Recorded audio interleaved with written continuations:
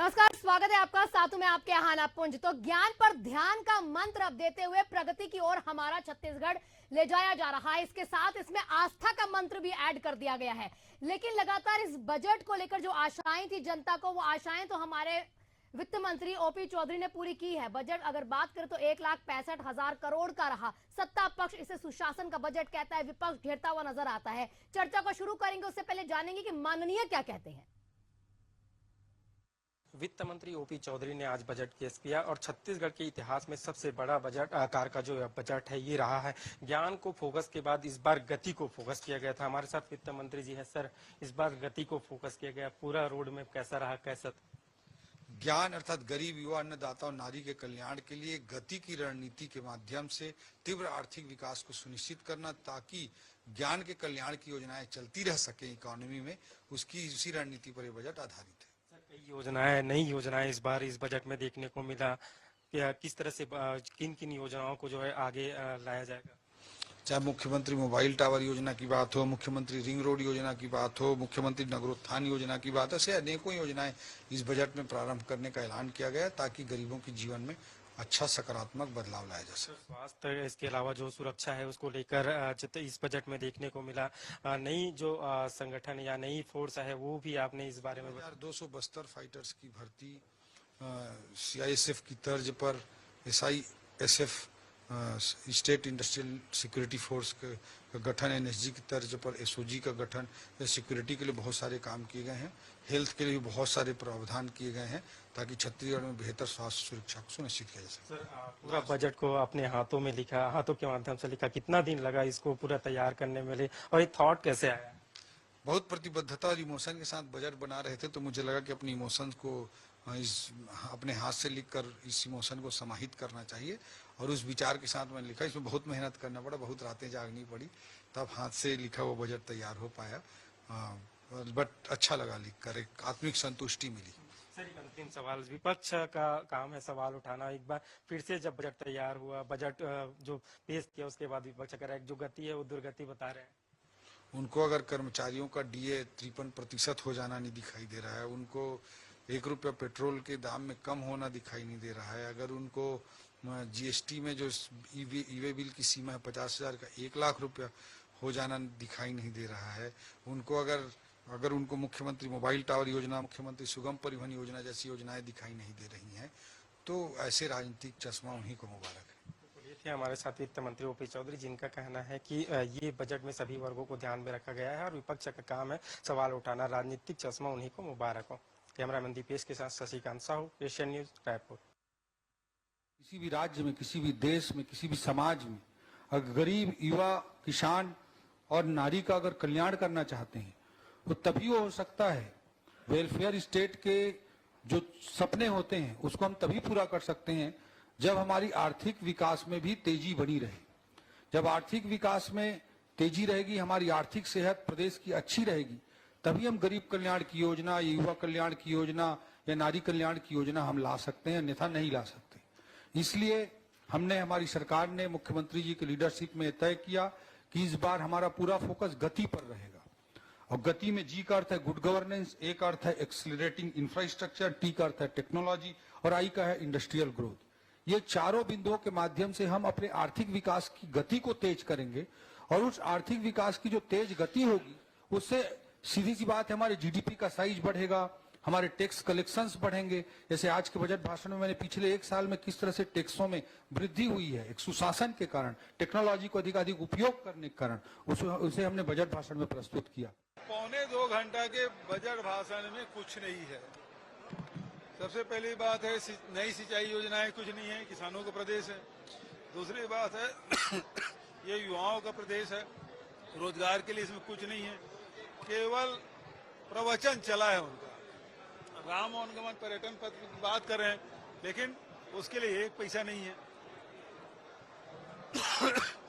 Gas cylinder कुछ नहीं है, महंगाई से लड़ने के लिए कुछ नहीं है। और आज स्थिति ये है कि शेयर मार्केट के बड़े खिलाड़ी हैं हमारे वित्त मंत्री जी, और 92 लाख करोड़ रुपए डूब गया है ना, और उसको अमृतकाल बोल रहे हैं। देखिए, ये इसमें केवल शब्द जाल है, भाषण में कुछ पौने 2 घंटे भाषण में निकला कुछ नहीं है। और चर्चा को आगे बढ़ाने के लिए हमारे साथ वासु शर्मा बीजेपी प्रवक्ता जुड़ चुके हैं, अभिमन्यु मिश्रा कांग्रेस प्रवक्ता हमारे साथ जुड़ चुके हैं। पहले जो मैं वासु शर्मा जी आप ही के पास आऊंगी, जवाब आपसे जानना चाहूंगी, ज्ञान को आप लोगों ने गति दे दी है, आस्था का जो सागर है वो भी ऐड कर दिया है। अब जानना ये चाहेंगे क्या कुछ आपको लगता है कितने दिनों में, क्योंकि हमेशा रहता है ना कि पेपर्स में रह जाता है, इंप्लीमेंटेशन में बहुत समय लग जाता है, ये धरातल पर काम नहीं हो पाता है, तो जो टाइम है, जो टाइम बाउंडेशन है उस पर काम हो। इसी के साथ बघेल जी लगातार कह रहे थे पुरानी बोतल है, शराब वही है, लेकिन एक बात आपको मैं ये भी बता दूं कि शराब कहा जाता है ना कि जितनी पुरानी होती है अच्छी है, तो इस तरह में संदर्भ में तो नहीं था बघेल जी का तंज। देखिए आना जी, भूपेश बघेल जी आजकल ट्विटर में ज्यादा दिखाई देते हैं और धरातल पे कांग्रेस पार्टी और वो दोनों कम नजर आते हैं। दूसरी महत्वपूर्ण बात यह है, उन्होंने बजट में अभी वो कह रहे थे कि मैं सबसे पहले वो उनकी बात पे आता हूं, वो कह रहे थे सिंचाई के लिए कुछ नहीं। सबसे झूठी बात वो कह रहे हैं। मैं आपको एक कोट बजट का बता देता हूं। जल संसाधन के लिए अटल सिंचाई योजना लागू करने के लिए निर्णय लिया गया। लगभग 5,000 करोड़ रुपए व्यय करके 1 लाख हेक्टेयर से अधिक क्षेत्रों में सिंचाई का लक्ष्य, सिंचाई परियोजना निर्माण एवं अनुसंधान के लिए 3800 करोड़ का प्रावधान किया गया है। अब भूपेश बघेल जी बजाय ये बजट में वो उन्होंने सुना नहीं क्या कि बजट अंदर विधानसभा अंदर बजट बैठे। दूसरी महत्वपूर्ण बात आना जी ये है कि जब ज्ञान की बात हुई थी तब हमने गरीबों के लिए, युवाओं के लिए, महिलाओं के लिए, अन्नदाता के लिए काम किया। हमने महिलाओं को 1,000 रुपए दिया, किसानों के डायरेक्ट 3100 रुपए उनके अकाउंट में गए, तेंदुपत्ता में 5500 रुपए प्रति मानक बोरे के दर से गया। गरीबों के लिए आवास 8.5 लाख आवास स्वीकृत हुए इस 1 साल में। जब बजट 1,47,000 करोड़ का था, आज ये बजट बढ़ के 1,65,000 करोड़ का माननीय वित्त मंत्री जी ने किया। ये 12% की वृद्धि है। जिस जीएसडीपी का लक्ष्य हम 5 लाख करोड़ से बढ़ा के 10 लाख करोड़ करने का बात कर रहे थे, उसमें आज वो ये बढ़ के 6,12,000 करोड़ रुपए के हो गया है। लगभग 12% की वृद्धि जीएसडीपी में 1 साल के अंदर दिखाई दी है। जो हमारा लक्ष्य है ना वो आगे बढ़ा है। दूसरी महत्वपूर्ण बात यह है आना जी, हमको यह देखना पड़ेगा कि इससे पहले 2 दिन पहले आर्थिक सर्वेक्षण रिपोर्ट पेश किया माननीय वित्त मंत्री जी ने। तो छत्तीसगढ़ का जीडीपी जो था वो निकल के आया 7.51%, जो कि राष्ट्रीय औसत है 6.37%। यानी जब ये 7.51% निकल के आ रहा है तो कहीं ना कहीं छत्तीसगढ़ तेजी से विकास की ओर बढ़ रहा है। दूसरा, पर कैपिटल इनकम की बात करें, 2023-24 में 1,48,022 रुपए जो था वो 2024-25 में बढ़ के 1,62,870 रुपए हो गया।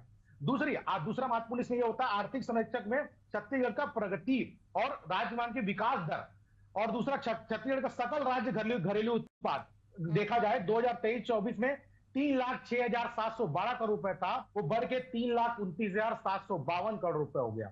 अब ये 2 सेक्टर में बटा होता है। जब आर्थिक सर्वेक्षण रिपोर्ट पेश हुआ तो 2 सेक्टर बहुत ही मजबूत दिखाई दिए छत्तीसगढ़ के अंदर। पहला सेक्टर था कृषि क्षेत्र। कृषि क्षेत्र में 2023-24 में 48,987 करोड़ रुपए था, वो बढ़ के हो गया 51,621 करोड़। उसकी वृद्धि है 5.38%। और ओवरऑल जो राष्ट्रीय औसत है वो 4.7% है। इसमें भी हम राष्ट्रीय औसत से आगे हैं। दूसरा, औद्योगिक क्षेत्र। औद्योगिक क्षेत्र जब होता है किसी प्रदेश में उद्योग के लिए अच्छा काम होता है तो प्रदेश भी आगे बढ़ता है, उससे देश भी आगे बढ़ता है। तो 2023-24 में 1,37,649 करोड़ रुपए था, वो 2024-25 में बढ़ के 1,47,172 करोड़ रुपए हो गया।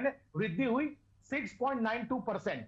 ये भी राष्ट्रीय औसत से ज्यादा है। अब कांग्रेस पार्टी को ये दिखाई नहीं देता तो इसमें मैं कुछ नहीं कर सकता, जनता सब समझ रही है। और जो प्रमुख बातें हमने आज बजट के उसमें किया है, जिसमें वित्त मंत्री जी ने कहा हमने ज्ञान को आगे लगकर गति थीम पर बजट पेश किया है। गति का मतलब क्या? गुड गवर्नेंस, ए का मतलब एसेट इंफ्रास्ट्रक्चर, टी का मतलब टेक्नोलॉजी, आई का मतलब इंडस्ट्रियल ग्रोथ। और इसमें सबसे बड़ी बात यह है, इसमें आज हम लोगों ने कर्मचारियों की जो पुरानी मांग थी 53% डीए का बढ़ाने की बात कही, 1 रुपए पेट्रोल सस्ता किया है। नातारी वंदन योजना जो 2,000 करोड़ रुपए का बजट हुआ करता था उसको बढ़ा के 5,500 करोड़ रुपए कर दिया। पीएम आवास के लिए 8,500 करोड़ रुपए का बजट रखा गया। पीएम श्री योजना स्कूल के लिए 277 करोड़ का बजट रखा गया।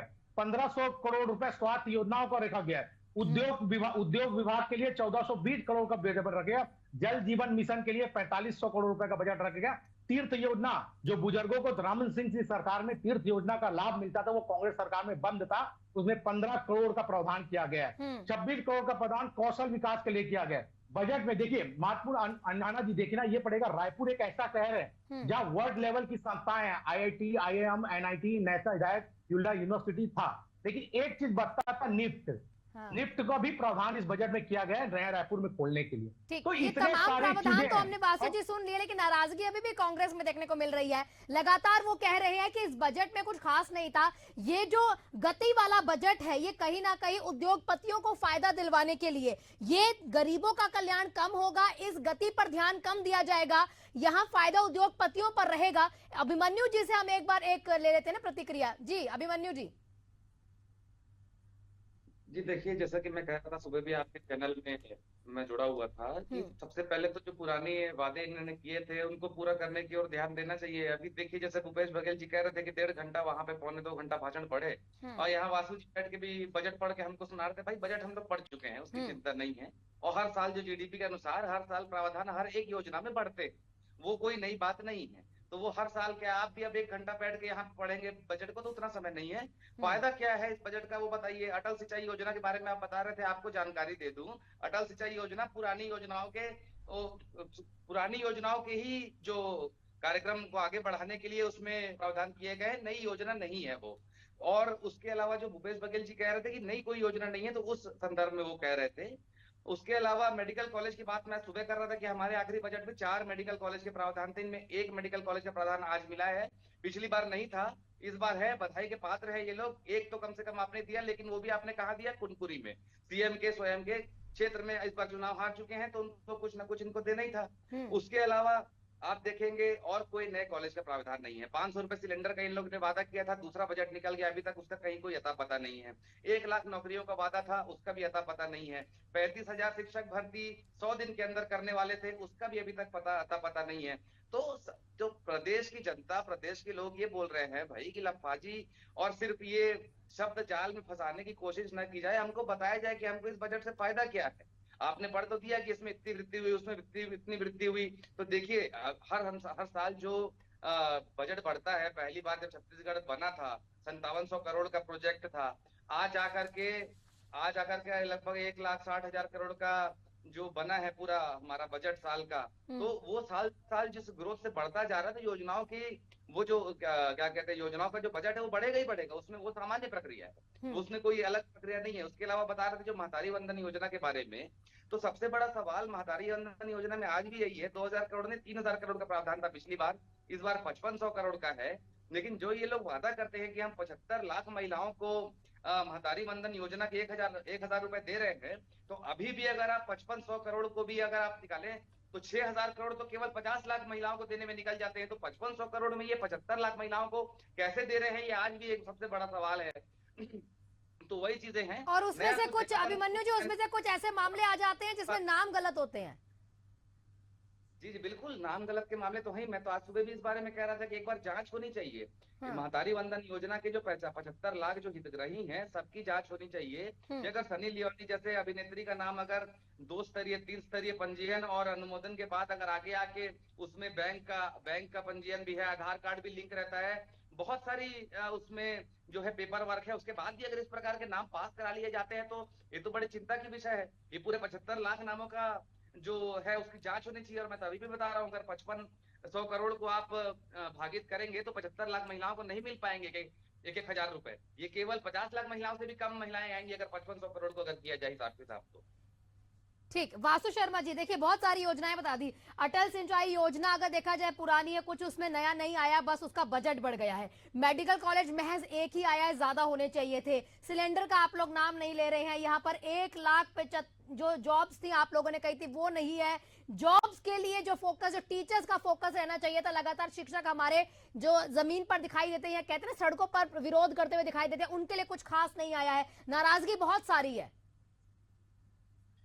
आना जी, कांग्रेस पार्टी कौन सा चश्मा लगा के ये बजट देखी है ये तो मुझे नहीं पता, लेकिन मेडिकल कॉलेज की कुनकुरी के अलावा मैं आपको बता देना चाहता हूं 250 करोड़ में दंतेवाड़ा में मेडिकल कॉलेज बन रहा है। वो DMF के पैसे से, अभिमन्यु जी को बताना चाहता हूं। जिस DMF को पैसों का भ्रष्टाचार के भेंट राशि चढ़ जाती थी, उस डीएमएफ पैसे से आजकल कॉलेज बन रहे हैं, याद करना चाहिए। और दूसरी बात, महत्वपूर्ण बात है, बेसिक डिफरेंस भाजपा और कांग्रेस के आपको देखना है, बजट पे देखना है। इनके बजट में क्या निकल के आता था ना जी, इनके बजट में आता था 25 रुपए टन कोयले में खा गए, डीएमएफ फंड में हजारों करोड़ रुपए खा गए, निक्कर स्कैम में 2000 करोड़ रुपए खा गए। आज भारतीय जनता पार्टी के बजट में गति और ज्ञान की बात होती है, जिसमें महिलाओं को 1000 रुपए मिल रहा है और 70, ये कौन सा गणित लगा रहे हैं मुझे तो नहीं पता, 70 लाख महिलाओं में एक महिलाओं की गलती हुई थी, निश्चित तौर पर उस पर कार्रवाई की गई। लेकिन आपने 500 रुपए देने का वादा किया था, एक महिला को 5 रुपए नहीं दिया। आपको नैतिक अधिकार है भारतीय जनता पार्टी को सवाल करने का, आपने किसी को नहीं दिया। 8.5 लाख आवास मिलेंगे तो ये गरीबों को मिलेंगे कि उद्योगपति को मिलेंगे? अगर 53% डीए बढ़ेगा तो कर्मचारियों को शहर में क्या बात दिया? 1500 करोड़ रुपए स्वास्थ्य योजना में लगेंगे। पढ़ के सुना दिया ओपी चौधरी जी, भैया बजट पढ़ के सुनने नहीं बैठे, फायदे बताओ। 2 लाइन रटर उठाया, उद्योगपति को फायदा पहुंचा, आज बता रहे हो अडानी को फायदा, ये उससे निकलिए बाहर, आप थोड़ा मेन लाइन में आइए। ट्रैवल अलाउंस दिया क्या? छात्रों को ट्रैवल अलाउंस देने की बात करते थे, दिया क्या? अरे ट्रैवल अलाउंस से लेकर, सुनिए मेरी बात, आपको पता नहीं है, ट्रैवल अलाउंस की बात इसमें भी कही गई, उसके बजट का प्रावधान है। दूसरा महत्वपूर्ण बात, शिक्षक भर्ती की बात करके फर्स्ट फेज की भर्ती की जाएगी, वित्त मंत्री का भाषण आप फिर से सुनिए इस बात को, फर्स्ट फेज की भर्ती उसमें की जाएगी, इसमें वित्त मंत्री ने साफ स्पष्ट रूप से कहा है, आपने सुना नहीं है भाषण इस बात को। दूसरी बात, ये बातें घुमाने वाली बात आप मत कीजिए ना, हम तो वही कह रहे हैं, आप लोग सिर्फ आपके मंत्री जी भी घुमा के चले जाते हैं बातों को जाके वहां पर विधानसभा में, और आप यहाँ आके चैनलों में बातें घुमाते रहते हैं, तो ऐसा नहीं होता ना। नहीं, वो कह रहे हैं अभिमन्यु जी, वो कह रहे हैं कि ऑलरेडी वहां पर बोल दिया है कि जो पुराने शिक्षक थे जिनका वहां पर प्रोसेस रुका हुआ था उसको कंप्लीट करेंगे, इस तरह की जानकारी जो ओपी चौधरी ने दी है सदन में। देखिए, यहाँ तो बीएड शिक्षकों का भी समस्या आ गई है कोर्ट के नए ऑर्डर के बाद। ये तो 35,000 नए शिक्षक भर्ती करेंगे बोल रहे थे ना, तो युवा इनका ये पूछता है कि 100 दिन के बाद आप जो करने वाले थे, तो नए लोग की भर्ती, नए शिक्षकों की भर्ती, आप तो अपने शिक्षा मंत्री क्यों नहीं कर पा रहे हैं? 1 साल होने क्या, दूसरा बजट पेश हो गया, तो ये सारी बातें हैं, ये सारी बातें जनता पूछती है कि क्या नई बातें हैं, क्या हमको नया मिल रहा है, हर बजट में हमारे लिए क्या है, सारी जनता पूछती है। बजट पढ़ के सुनाया जाएगा, उसमें थोड़ी कुछ होगा। ठीक, आपका जवाब दे रहे हैं। वासु जी क्या कह रहे हैं? वो कह रहे हैं टीचर्स के लिए कुछ खास नहीं, कि वो जो प्रोसेस था ना, नए टीचर्स को ऐड कर रहे, जो पुराने वालों के जितना रुका हुआ है काम वो नहीं हो रहा है। देखिए आना जी, वही मैं कह रहा हूँ, कांग्रेस पार्टी क्या चश्मा लगा के कर रही पहनी है और क्या बजट देखती है, इससे कांग्रेस पार्टी समझे। हाँ। जनता को सब समझ आ रहा है, हम जनता के लिए काम कर रहे हैं, क्योंकि 1 साल में मोदी की गारंटी को पूरा करने का काम किया है, और उसका प्रतिसाद है कि हमने 2-3 चुनाव जीते हैं। अगर जनता के लिए हमने काम नहीं किया होता तो लोकसभा में 11 में से 10 सीट जनता नहीं देती, रायपुर में उपचुनाव हुआ तो हमको जनता नहीं जिताती, अभी करेंटली नगर निगम, नगर पालिका, पंचायत चुनाव हुआ है, अधिक से अधिक वो भारतीय जनता पार्टी को मिला है। आपके टाइप से नहीं भैया, जो पीछे के रास्ते से महापौर बना लेते थे। ये दूसरी बात है। दूसरी बात मैं और कर दूं, जो इंफ्रास्ट्रक्चर में काम नहीं होगा, विपक्ष में जो पार्टी बैठती है ना, उसको भी जल्दी विपक्ष में बैठाती है सवाल पूछने के लिए, तो उस पार्टी के या उसके सवाल का आप रुकिए ना अभिमन्यु जी, कंप्लीट करने दीजिए ना। आपकी आवाज ओवरलैप हो रही है, आप दोनों में से किसी की भी आवाज, जो भी दर्शक होंगे या मैं खुद नहीं समझ पा रही हूँ क्या कौन कह रहा है। नहीं आना जी, अभिमन्यु जी के बीच में मैं नहीं बोल रहा हूँ, बौखलाइए मत। पता है आप बौखलाहट है, क्योंकि जनता के लिए काम हो रहा है तो आप लोग बौखलाएंगे, ये पता है मुझे।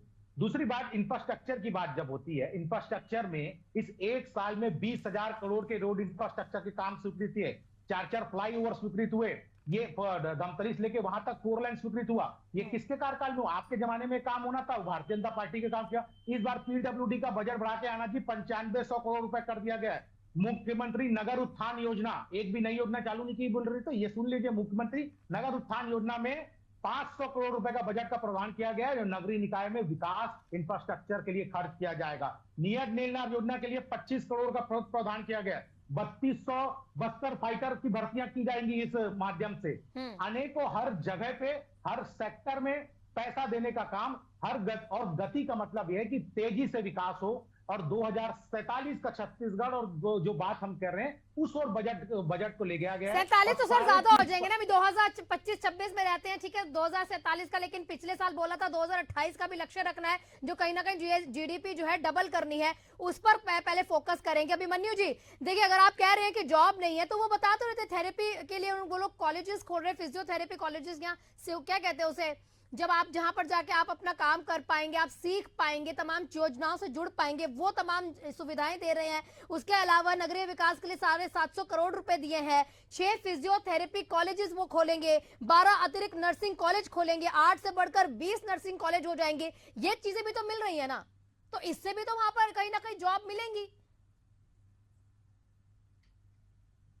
जी देखिए, नए खोलना, अभी प्रस्तावित होना और उसके बाद आना, सरकारी अरे नौकरियों सर, के बारे में बजट जो में तो बात ऐसे की ही रखा है, जाएगा ना, एक पहले तो लाएंगे तभी तो काम करेंगे। वही कांग्रेस सरकार नहीं है अभिमन्यु जी, ये जो बोलते हैं वो करके दिखाते हैं। याद रखिए, आप अपनी सरकार टाइप मत सोचिए इसको। जी अभिमन्यु जी, अरे कंप्लीट आप कीजिए। के बजट पढ़ रहे हो आसू जी, बस बैठ के आप पन्ना निकल लेके बैठ गए हो, बजट पढ़ पढ़ के बता रहे हो कि इतने से इतना करोड़ हो गया, उतने से उतना करोड़ हो गया। मैं ये कह रहा था आपको कि अभी आप जो बोल रहे थे ना कि जनता को जवाब देंगे, तो जनता नहीं, जवाब लेने के लिए, सवाल पूछने के लिए हम लोग को विपक्ष में बैठाया है। मैं ये कह रहा था आपको कि हम लोग ही सवाल करेंगे, जनता के सवाल हम ही करेंगे और आपको जवाब देना पड़ेगा। आप ये बोल के बच नहीं पाएंगे कि जनता को हम जवाब देंगे, जनता हमको चुनाव जिता रही है, सब तरह की बातें। देखिए, मैं क्या कह रहा था, मैं आपको बोल रहा था कि आपने ट्रेवल अलाउंस देने का वादा किया था। उसके अलावा जो एक इनोवेशन हब बना करके 6 लाख और जॉब्स की बात की थी, 1 लाख तो सीधी सीधी सरकारी भर्तियों की बात की थी, 35,000 टीचर भर्तियों की बात की थी। अब तो डीएड बीएड वालों का भी मसला फंस गया है। तो ये सारी बातें जो है, ये सारी बातें क्लियर होनी चाहिए बजट में। मेरे कहने का मतलब ये है कुल मिला के। अभिमन्यु जी, मैं ये पूछ रही हूँ आपसे, जैसे आपने कहा कि रोजगार के मुद्दे को अच्छे से नहीं देखा गया, तो मैंने आपसे ये पूछा, रोजगार के मुद्दे पे अगर आए तो ट्रेनिंग्स लेंगे, कॉलेजेस खोले जा रहे हैं, ट्रेनिंग लेके रोजगार ही तो उपलब्ध होगा। और जरूरी नहीं है छत्तीसगढ़ में हो, पूरे भारत में जाके आप कहीं भी रोजगार कर सकते हैं। तो उसी लक्ष्य को कहीं ना कहीं देखते हुए ही तो इतने कॉलेजेस वो खोल रहे हैं। निफ्ट की स्थापना के लिए भी 50 करोड़ का दे दिया आवंटन, 12 अतिरिक्त नर्सिंग कॉलेज दिए हैं, 6 फिजियोथेरेपी कॉलेज दिए हैं, SSIT के लिए भी इन्होंने 5 करोड़ रुपए दे दिए। तो वो तो रोजगार का लक्ष्य रखा ही है। ये कुल मिला के 25 कॉलेजों को जो है उसको ट्रेनिंग सेंटर के रूप में डेवलप करने का प्रावधान था, जहां तक कि मैं बजट को देख रहा था। हाँ। और जो कह रहा था कि सिर्फ स्वीकृति हो जाने से वहां फिर पद स्वीकृत कराने पड़ते हैं। जैसे कई जगह अभी भी, हमारे तो यहाँ राजनांदगांव का मैं रहने वाला हूँ, यहाँ मेडिकल कॉलेज बहुत समय से है, मेडिकल अस्पताल बहुत समय से है, लेकिन आज तक जहाँ 50-60% से ज्यादा वहां पर स्टाफ नहीं भर पाते हैं, आज भी खाली है। मैं जो शिक्षा विभाग की बात बता रहा था, अभी शिक्षा विभाग में 35,000 तो छोड़िए, 1.5 लाख पद खाली है शिक्षा विभाग में। उसमें से 35,000 को जो भरने की बात आ रही है केवल अभी तक के, उसमें 1-1.5 साल निकल चुका है। मेरे कहने का मतलब ये है, तो 1.5 लाख जो पद खाली पड़े हैं उनको भी भरने की बात करनी चाहिए। तो जो रिक्त पद है उनको पहले भरे, नए पद तो आप जो कॉलेज लाएंगे उसमें आप नए पद कब तक भर पाएंगे या नए पद कब तक स्वीकृत करा पाएंगे, वो अलग चीज है। लेकिन आपको जो खाली पद है वो पहले भर के जो बेरोजगार युवा है उनको रोजगार दिलाने का काम करना चाहिए। क्यों वासु जी, बात तो सही है कि अब आपके पहले से ही ऑलरेडी इतनी वैकेंसी है, आप दोबारा नई ट्रेनिंग सेंटर खोलते रहेंगे, उसमें दोबारा जॉब्स लेकर आएंगे, पुराने वाले तो कंप्लीट नहीं हो रहे, वो अभी भी अधर में है। निश्चित तौर पे मुख्य वित्त मंत्री जी का भाषण आना जी आप सुनेंगे तो जो पहले फेज की भर्तियां हैं वो इसमें पूरा कर जाएगा, उसका बजट का प्रावधान किया गया है और लगातार भर्तियां हो रही है।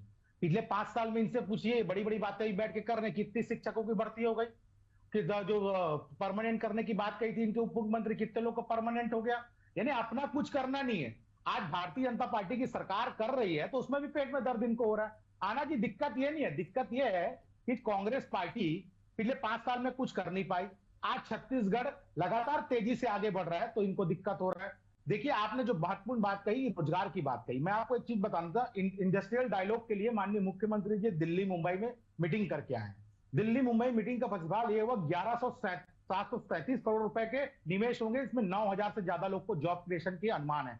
16 निवेशन को इन्वेस्टिगेशन टू इन्वेस्ट पत्र माननीय मुख्यमंत्री जी ने सौंपा है। तो जो हम जो बता रहे थे ना कि उद्योग सेक्टर में उछाल आया है, वो निश्चित तौर पर इसी कारण है कि उद्योगों का लगना और छत्तीसगढ़ में इन्वेस्ट करने के लिए लोग आ रहे हैं। दूसरी और बात है, जो बात आपने कही जॉब क्रिएशन के लिए, ये फिजियोथेरेपी कॉलेज की होंगे। जो फिजियोथेरेपी कॉलेज जो फिजियोथेरेपी पढ़ लेता है उसको आसानी से जॉब मिल जाता है। नर्सिंग कॉलेज जो 8 था उसको 12 बढ़ा के 20 कॉलेज करना, जो नर्सिंग के छात्र थे उनको भी जॉब आसानी से मिल जाता है। छोटी छोटी बातों में ध्यान दिया गया है, इसीलिए ये फोकस किया गया, इसीलिए गति नाम दिया गया कि हमको ट्रांसफॉर्म करना है, बजट को आगे ले जाना है, छत्तीसगढ़ को विकसित राज्य बनाना है। केवल इनके टाइप का भ्रष्टाचार का गढ़ बना के नहीं रखना है जो इनके समय लीकेज था। आना जी, 1 लाख करोड़ से ऊपर की राशि छत्तीसगढ़ की जनता का पैसा भ्रष्टाचार की भेंट चढ़ गया। कांग्रेस सरकार ने मौन रही और अब डकार गई 1 लाख करोड़ के वो पैसा को लीकेज को रोकने लेकिन का सर काम सिंचाई ऑनलाइन योजना पे करने का अगर हम काम। आज हम मान रहे हैं कि बाकी योजनाओं को कंप्लीट करने का यहाँ पे कहीं ना कहीं बताई गई हैं बातें, सिंचाई योजना की अगर बात करें तो कई ऐसी योजनाएं थी जो अभी भी अधर में थी, उसकी बात यहाँ पर नहीं हुई। उससे हटकर अगर बात करें तो वो कागजों में ही तो रहेगी ना, वो कब कंप्लीट होंगी, उसकी कब बात होगी? देखिए आना जी, जितने भी विषय आप जो भी सिंचाई की बात है उसमें रकबा बढ़ाने का भी बात किया गया, सिंचाई का भी बताया गया, बजट भी बढ़ा गया। जैसे अभिमन्यु जी अभी कह रहे हैं कि हर बार बजट बढ़ता है, तो जब आप मानते हैं कि हर बार बजट बढ़ता है तो आप कैसे बोल रहे हैं कि काम नहीं हो रहा है? आप बोलते हैं कुछ हुआ ही नहीं। एक तरफ बोलते हैं कि ये नॉर्मल सी चीज है, बजट बढ़ता है, तो ये दोनों पैमाने में मत रहिए ना भैया। आप बोलिए कि काम हो रहा है, जब से आप बोल रहे हैं कि बजट हर समय हर बजट में प्रावधान होता है तो उसको बजट को बढ़ रहा है, तो आपको दिक्कत क्यों हो रहा है? सिंचाई के लिए भी काम हो रहा है, किसानों के लिए भी काम हो रहा है। और दूसरी बात, किसानों के लिए मुझे याद आया, दलहन और तिलहन की खरीदी इस बार सरकार करने वाली है। दलहन खरीदी की सरकार और उसमें लेके करने वाली, जिससे किसानों को सीधा फायदा होने वाला है ना जी। इस बात को कांग्रेस पार्टी क्यों याद बताने को नहीं भूली है? तो कांग्रेस पार्टी नेगेटिव खोजेगी, जिस नेगेटिव खोजना उनका काम है। लेकिन छत्तीसगढ़ की जनता जानती है कि डबल इंजन की सरकार है और लगातार विकास के काम छत्तीसगढ़ में हो रहे हैं, इसलिए जनता का विश्वास भारतीय जनता पार्टी के साथ हमेशा बना है। बिल्कुल अभिमन्यु जी, देखिए अभी हमने बघेल जी को भी सुना, वो लगातार ये बात बोल रहे थे कि चौधरी साहब जो है स्टॉक मार्केट के भी काफी अच्छे यहाँ देखते भी हैं और काफी अच्छे से एक्सपीरियंस है उनका स्टॉक मार्केट में, तो उसको लहजे से भी छत्तीसगढ़ का बजट यहाँ पर रखा गया है। देखिए स्टॉक मार्केट के तो बड़े खिलाड़ी है, वो तो युवाओं को कहते हैं कि नौकरी वोकरी करके क्या करोगे, स्टॉक मार्केट में आप इन्वेस्ट करो। और दूसरा ये है, अभी वासु जी कह रहे थे कि हर साल जीडीपी बढ़ता है, तो जीडीपी एक ग्रोथ रेट है, उसके अनुसार हर साल जो है आपका बजट बढ़ेगा। आपकी बात को मैंने आगे किया। और दूसरा बात आना जी, ये बड़ी जीडीपी की बात करें, इनसे छोटा सा सवाल मेरे तरफ से आप कीजिए। जब आपकी सरकार थी तो केंद्र राष्ट्रीय औसत जीडीपी का क्या था और छत्तीसगढ़ जीडीपी का क्या औसत था? आप बताइए अभिमन्यु जी, चलिए अपने 2023 का बताइए, चलिए बताइए आप। देखिए अभी दूध का दूध पानी का पानी हो जाएगा, छत्तीसगढ़ का बताइए आप क्या बोलना चाह रहे हैं वासु जी, क्लियर बोलिए एक बार। अरे आप समझना नहीं चाह रहे हैं, बताना नहीं चाह रहे। मैं ये पूछ रहा हूं, जब आपकी सरकार 2022-23 जब का बताना चाहते हैं, जब के राष्ट्रीय औसत जीडीपी का 8.2% था, तो छत्तीसगढ़ के जीडीपी का कितना परसेंट था रेशो? आज जीडीपी राष्ट्रीय औसत से हमारे छत्तीसगढ़ का ज्यादा है, तो उस समय कम क्यों था? अरे राष्ट्रीय औसत की बात तो केंद्र में सरकार किसकी भाई 2014 में से, और राष्ट्रीय औसत का तो मैं बताया ना कि सबसे अरे ज्यादा आप छत्तीसगढ़ की सरकार में थे, आज आप छत्तीसगढ़ की सरकार में थे ना अभिमन्यु जी आप, तो आपने क्यों बढ़ाने का काम नहीं किया? आपने काम नहीं किया इसलिए से बढ़ा नहीं, इस 1 साल में काम हुआ तो जीडीपी बढ़ा है। देखो थोड़ा बहुत होमवर्क करके आया करिए कम से कम। अरे होमवर्क मैं किया हूँ, आपके पास जवाब हो तो बताइए ना कि कितना था जीडीपी? कितना 2014 में कितना था, 2012 में कितना था, राष्ट्रीय इतना था। अरे बताइए ना जीडीपी कितना था? देखिए अरे आप बताइए ना जीडीपी कितना था? आप बताइए। ये मुख्य बात कि आज के बजट में अभी आपने आधा घंटा डिबेट की है, आपने बैठ के पन्ना पढ़ दिया। ठीक है अभिमन्यु जी, ठीक है, थोड़ा सा टॉपिक जो है बाहर जा रहा है। वो ये कह रहे हैं कि जीडीपी अगर देखा जाएगा तो केंद्र अगर राज भी करता है, लेकिन अगर राज्य में हमारी सरकार कोई और रहती है तो उसी हिसाब से राज्य के विकास के लिए राज्य की सरकार जो है काम करती है, और उस समय पर कहीं ना कहीं जीडीपी छोटा कम रहा था, आप कह सकते हैं कंपैरेटिवली, जिस तरह से जिस गति से अब हमारा छत्तीसगढ़ आगे बढ़ रहा है, वो ये बताना चाहते हैं। आप दोनों का बहुत बहुत शुक्रिया हमारे साथ जुड़ने के लिए और ये अपनी प्रतिक्रियाएं देखने के लिए। लेकिन फिर देखना ये होगा कि ज्ञान का मंत्र जो छत्तीसगढ़ से निकलकर केंद्र में पहुंचा, ये प्रगति की जो गति है और जो आस्था का विजन यहाँ पर दिया गया है, ये केंद्र अपनाते हुए अगले साल करती है कि नहीं। लेकिन जितनी गति यहाँ कागजों में दिखाई गई है अपने हाथों से लिखकर, उस गति से छत्तीसगढ़ में काम होता भी है कि नहीं, ये देखना जरूरी होगा आने वाले साल में। आप सभी का बहुत बहुत शुक्रिया। एशियन न्यूज के साथ जुड़े रहिए, खबरों का सिलसिला लगातार जारी है।